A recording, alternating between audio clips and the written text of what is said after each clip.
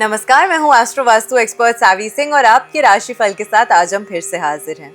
आज हम बात करने वाले हैं कि कर्क राशि वालों के लिए यानी कि कैंसेरियंस के लिए नवंबर का महीना क्या कुछ खास लेकर आ रहा है। और क्योंकि साल के अंतिम चरण के पास हम पहुंच गए हैं, तो ऐसे में क्या ये साल के आखिरी 2 महीने आपके जीवन में कुछ बड़े बदलाव लेकर आ सकते हैं या नहीं। आपके करियर के लिहाज से, आपके फाइनेंसेस के लिहाज से, आपके रिलेशनशिप्स में और आपकी लाइफ के अलग अलग अन्य एस्पेक्ट्स में किस तरीके के बदलाव आपको देखने को मिल सकते हैं। सबसे पहले आज की वीडियो की हम शुरुआत करेंगे इस महीने का गोचर जान के कि ग्रहों के ट्रांजिट्स आपकी राशि को किस तरीके से प्रभावित करे हैं और इस महीने का पंचांग में क्या कुछ खास है। सबसे पहले हम बात करते हैं आपकी राशि के स्वामी ग्रह की। चंद्रमा क्योंकि सबसे तेज गति से चलने वाला ग्रह माना गया है, तो ये 2.25 दिन में ही राशि परिवर्तन कर लेता है। तो इसी कारण से इसकी स्पीड जो है वो नियंत्रण चेंज होती रहती है और इसी कारण से आप लोग जो कर्क राशि से प्रभावित होते हैं वो भी चंद्रमा की ऊर्जा की तरह ही होते हैं, यानी कि घटती बढ़ती हुई आपके मूड स्विंग्स जो है वो हमेशा इसी प्रकार से बने रहते हैं। बुध ग्रह की अगर हम बात करते हैं तो वो वृश्चिक राशि में गोचर कर रहे हैं और जो डायरेक्टली आपकी राशि से पंचम भाव की राशि को प्रभावित करने वाले हैं। शुक्र क्योंकि इस समय के दौरान तुला राशि में गोचर कर रहे हैं, तो आपकी राशि से चतुर्थ भाव को प्रभावित करेंगे। मंगल वृश्चिक राशि में रहने वाले हैं। सूर्य इस समय के दौरान चतुर्थ भाव में और फिर 16 नवंबर से पंचम भाव को प्रभावित करेंगे, क्योंकि वो तुला राशि में और उसके बाद वृश्चिक राशि में गोचर करेंगे। देवगुरु बृहस्पति आपकी ही राशि में उच्च के होके प्लेस्ड है, यानी कि कर्क राशि को प्रभावित कर रहे हैं। शनि देव इस समय के दौरान वक्रीय मूवमेंट में है और मीन राशि में गोचर कर रहे हैं। राहु का प्रभाव कुंभ राशि पे रहने वाला है और उससे 180 डिग्री ऑपोजिट में ही एग्जैक्टली केतु का प्रभाव जो है वो सिंह राशि पे रहने वाला है। इस महीने की विशेष करके जो पंचांग है उसमें इस महीने की शुरुआत ही होने वाली है देव उठनी एकादशी से, यानी कि जिसे हम हरि प्रबोधनी एकादशी भी कहते हैं, जिस दिन तुलसी विवाह का महापर्व जो है वो मनाया जाता है। तो इस वर्ष इस साल 1 नवंबर को तुलसी विवाह का पर्व जो है वो मनाया जाने वाला है।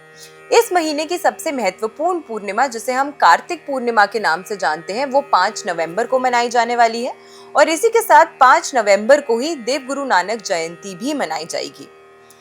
देवगुरु बृहस्पति जो है वो इस महीने के दौरान वक्रीय मूवमेंट में आने वाले हैं और ये ट्रांजिट जो है वो 11 नवंबर को होगा और साथ में शनि देव जी जो बहुत लंबे समय से ऑलरेडी रेट्रो मूवमेंट में थे, वक्रीय चाल में थे, वो 28 नवंबर को जाके अब मार्गी होने वाले हैं। तो ऐसे में शनि का जो अच्छा प्रभाव है, कुछ सकारात्मक प्रभाव है, वो सभी राशियों के ऊपर अब पड़ने वाला है जैसे ही शनि देव जो है वो मार्गी अवस्था में आ जाएंगे।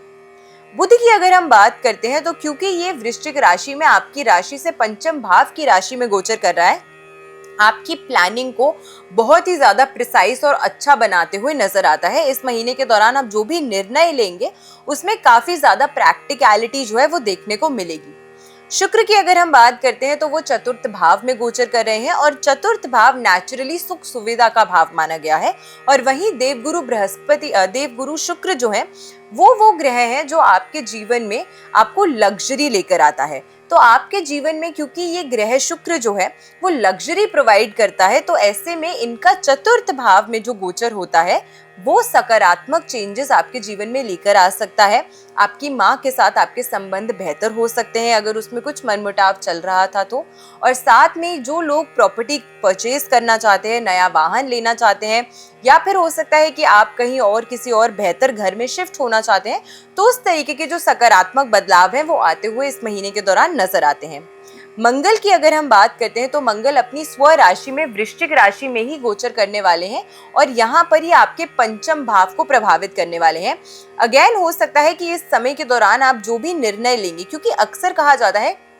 कि कर्क राशि वाले जो होते हैं वो थोड़े से इनडिसाइसिव होते हैं, यानी कि बहुत जल्दी से कोई भी सटीक निर्णय जो है वो नहीं ले पाते हैं। लेकिन क्योंकि इस महीने के दौरान पंचम भाव में आपके 2 ऐसे महत्वपूर्ण ग्रह स्थापित हो रहे हैं, प्लेस हो रहे हैं, और उसके बाद 16 नवंबर के बाद यहाँ पे सूर्य का साथ भी बुध को मिल जाएगा, तो पंचम भाव में बुधादित्य योग स्थापित होगा। और इसी के साथ में यहाँ पर ऑलरेडी क्योंकि जो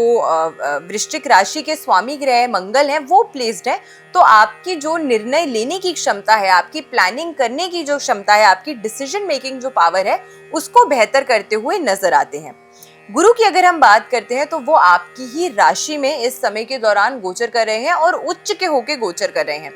वैसे तो देवगुरु बृहस्पति नेचुरली एक बेनिफिक प्लैनेट माने गए हैं, लेकिन ज्योतिषीय सूत्रों के अनुसार ये कहा जाता है कि जब भी जिस भाव में देवगुरु बृहस्पति बैठते हैं, जहां वो प्लेस होते हैं, वहां पर वो हानि करते हैं, लेकिन जहां दृष्टि डालते हैं, जहां देखते हैं, वहां बढ़ोतरी करते हैं। अब ऐसे में जब देवगुरु बृहस्पति आपकी लग्न राशि को प्रभावित कर रहे हैं, तो ऐसे में सबसे पहले यहाँ पे आपको ये देखने को मिलने वाला है कि आपकी हेल्थ इश्यूज में थोड़ी सी फ्लक्चुएशंस हो सकती हैं। साथ में वो लोग विशेष करके जो कि बहुत मेहनत कर रहे हैं, बहुत ट्राई कर रहे हैं वेट लॉस करने की,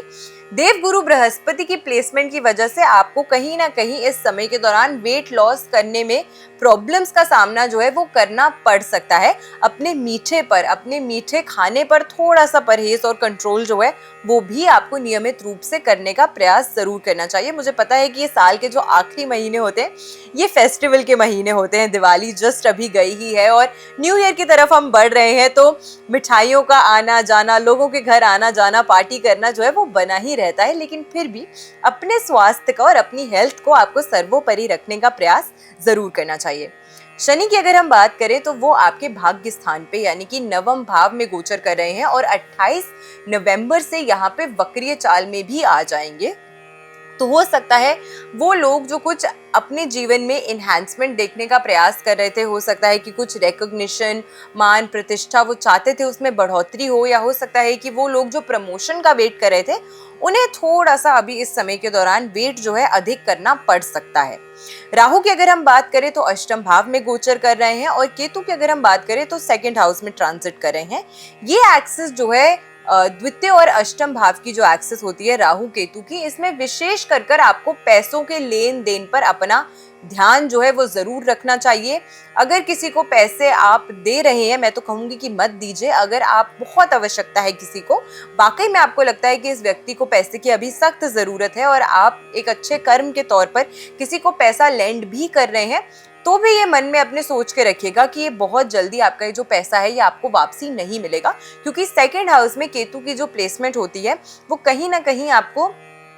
पैसे में कुछ आनाकानी जो है वो हो सकती है। विशेष करके अपने स्वास्थ्य का आपको ख्याल इस समय के दौरान जरूर रखना है और किसी भी तरीके की तामसिक चीज कंज्यूम करने का अगर आपका मन जो है वो कर रहा है तो आपको थोड़ा सा प्रयास करना चाहिए कि उस गलत राह पे आपको नहीं जाना है, तो इसका भी विशेष करके ख्याल रखिएगा। इन जनरल अगर हम बात करें तो ये महीना जो है वो आपके लिए गहरी तरीके से आत्मचिंतन करने का जो महीना है वो नजर आता है। कुछ आपकी जो रणनीतियां हैं, जो प्लानिंग है वो काफी आपके लिए फेवरेबल हो सकती है, तो आपकी प्लानिंग इस महीने के दौरान अच्छी होती हुई नजर आती है। इस समय आप अपने जो गोल्स आपने अपने लिए सेट करे हैं वो अचीव करते हुए नजर आते हैं और धैर्य और समझदारी से कोई भी निर्णय लेंगे तो वाकई में आपके लिए जो महीना है वो काफी अच्छा साबित हो सकता है। अब जैसे कि मैंने आपको शुरुआत में पंचांग बताया था कि इस महीने के दौरान 11 नवंबर को यानी कि ऑलमोस्ट महीने की शुरुआत में ही देवगुरु बृहस्पति, जो कि नेचुरली बेनिफिक प्लैनेट माने जाते हैं और काल पुरुष की कुंडली में नवम भाव यानी कि भाग्य के भाव के कारक ग्रह माने गए हैं, उस भाव को उसका नेतृत्व भी करते हैं और वहां की राशि का भी नेतृत्व करते हैं। तो ऐसे में ये प्लैनेट की ऊर्जा जो है वो हर व्यक्ति के जीवन में अच्छा प्रभाव डालनी चाहिए, ये अनिवार्य है। और क्योंकि आपकी ही राशि में बैठकर अभी वो उच्च की अवस्था में है, लेकिन ट्रांजिट के साथ ही वो रेट्रो मूवमेंट में भी आ जाएंगे, तो इसका काफी गहरा इम्पैक्ट जो है वो कर्क राशि के जातकों को देखने को मिलेगा।